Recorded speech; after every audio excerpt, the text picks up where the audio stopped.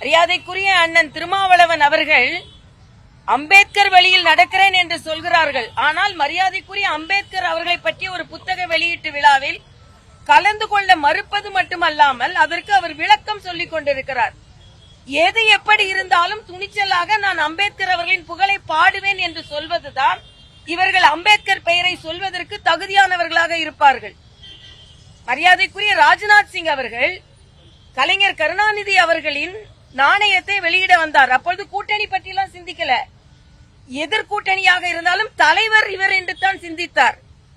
அதே போல திருமாவளவன் அவர்கள் தலைவர் அம்பேத்கர் என்று சிந்தித்திருந்தால் சரியாக இருந்திருக்கும். திருமாவளவன் அவர்கள் திராவிட முன்னேற்ற கூட்டணியில் ஏதோ குழப்பம் வந்துவிடும் என்று அம்பேத்கரின் புகழை பாடுவதை கூட அவர் மறுக்கிறார். இன்னும் கேட்டால் முதலமைச்சர் ஸ்டாலின் அவர்களே இதெல்லாம் கூட்டெல்லாம் குழப்பம் வராது, நீங்க அம்பேத்கர் விழாவிற்கு போய் வாருங்கள் என்று சொல்லி இருந்தால் ஸ்டாலின் அவர்கள் பரந்த மனப்பான்மை உடையவர் என்று நாம் தெரிந்து கொள்ளலாம். ஆக இவர்கள் அம்பேத்கர் அவர்களையே ஒரு கூட்டணி விவாதத்திற்குள் சுருக்கிவிட்டார் என்பதுதான் மரியாதைக்குரிய திருமாவளவன் அவர்களுக்கும் மரியாதைக்குரிய ஸ்டாலின் அவர்களுக்கும் மரியாதைக்குரிய அம்பேத்கர் அவர்கள் மீது உண்மையிலேயே அவர்கள் மதிப்பு வைத்திருக்கிறார்களா என்பது மிகப்பெரிய கேள்விக்குறியாக இருக்கிறது.